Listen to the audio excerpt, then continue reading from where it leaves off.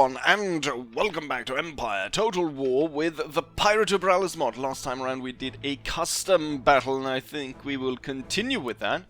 However, we'll do slightly different, because I realized the historical scenarios actually are modded. So we have 3 scenarios here that actually match the campaign I just did, which was based sort of on the Great... It was based on the Great Northern War. So we have, starting with Holowczyn, followed by Lesnaya, and then Poltava. And we'll see if I cannot go ahead and win all of these 3 battles. The first one should be easy enough, because that one we actually won in real life, while the second 2 would be definitely considered losses. So we'll start with the Battle of Holowczyn. Sweden basically is able to march through territory that the Russians didn't really see us coming through, and we were able to split the Russian army in 2, fall on one side, and as it says here, reportedly it was Charles' favorite victory. So let's not disappoint the king and lead the Swedish army to victory once more. So this battle, people might recognize, because it's basically just a reskinned Brandywine battle. Brandywine Creek, that is. So, supposedly, really, in the real scenario, when it's not modded, you have the British instead of the Swedish, and then you have the Americans across. Or is it the other way around? I can't remember. But that's the original scenario, and they basically changed it around. The map sort of fits, though, because we do have river crossings. Now, I do think it's supposed to... that you're supposed to cross here. Well, that'll take too much time, I figure, so we'll actually cross here with the army. I am, though, gonna bring my cavalry around, and they're gonna come through here and strike the enemy at the back. But we'll cross the river at the... right to the place where the Russians expect us to cross. And it'll be one hell of a fight, but I hope that I am victorious. Since it'll take some time for me to get into position, I think we'll just skip to the point where my army is ready to march across and cut the Russians in half.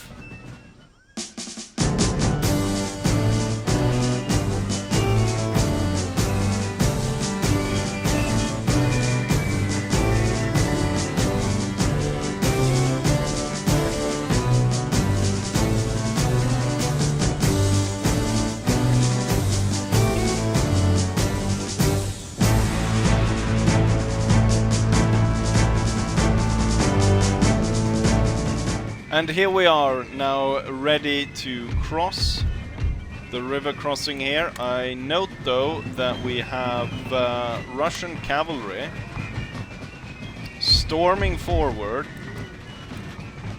to meet us right here.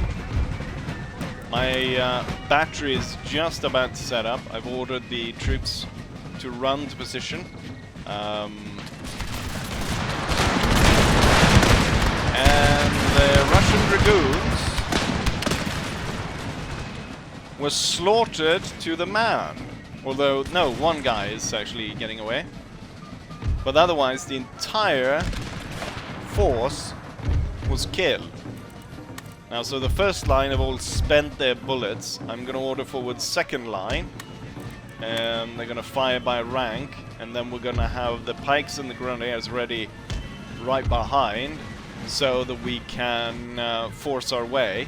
At the same time, the cavalry should be making their way around back here. So the actual battle, I believe, was actually a night battle, in that the Swedes started off making their crossing at night to avoid alerting the enemy. Oh, they're... Okay, so there's a mix of platoon fire and fire by rank. So the 2 regiments over on the right are firing by rank, while the 2 on the left is firing by platoon for some reason. Which I'm quite surprised over, because they're all three just enlisted regiments. And now we're also shelling the Russians with canister. I prefer it if they fire by a rank. So really, no, they continue. I don't know why these two units are firing by platoon. Let's see. My cavalry is closing in. Although we haven't really made an attempt at crossing. And we might just wait until this pike unit that came across is forced back. Rather a lot of opposition over on the left side. So I'm gonna focus the canister over to that side. But it actually looks pretty good. I'm gonna order the grenadiers and the pikes over. And then we're gonna follow over with the companies here from behind. And then hopefully the cavalry will join us here in good order. As I'm now making the crossing. Okay, they're lining up. What I think I can do though is I can hide just below here. And I can throw grenades above this. And we can blow up tons of Russians to make it easier for when I call the soldiers to charge across. Let's see, did they throw grenades? I think they did. That was pretty pitiful though. Have another throw. We're gonna have these two head to this side. And these two head to this side. Did you guys throw a second time?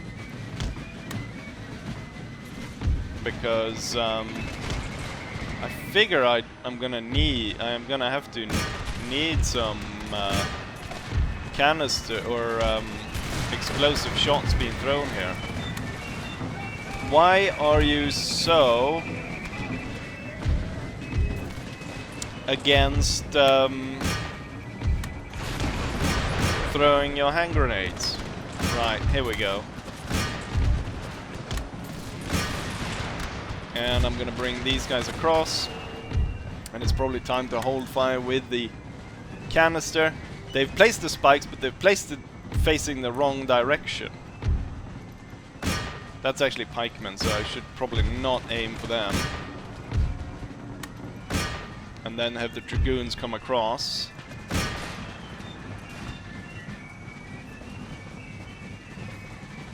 And then we have the rest of the army ready to cross. So the problem here is making sure that the cavalry do not follow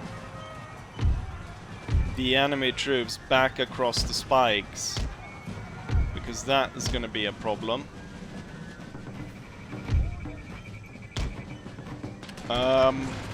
We had one unit break, but otherwise it looks as though I've been able to break the Russian force, and my troops should now continue. Oh, it looks like the enemy has finally kind of set up their artillery to bombard us. The general is still there. I'll order the canister to focus on him. And then the rest of the cavalry will go through and get that unit of artillery right there. There's quite a few Russian troops actually trying to come across the river as my unit here just rallied. King coming across.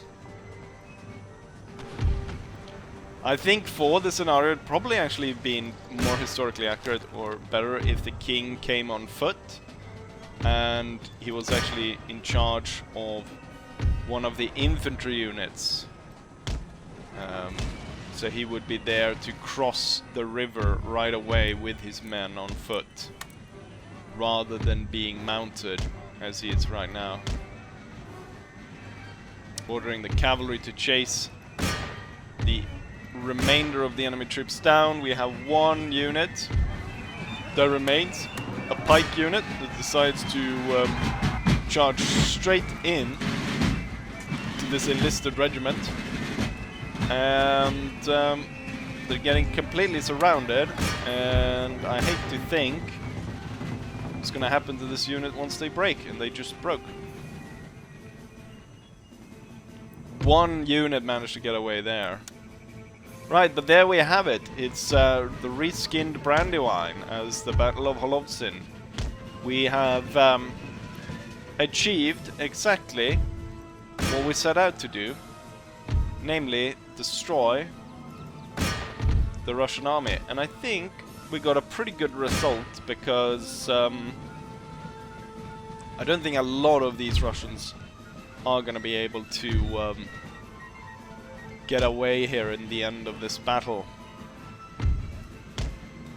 But with that said, it's high time that we take a look at the statistics of the battle and see how we did in terms of losses on our side and on the enemy side.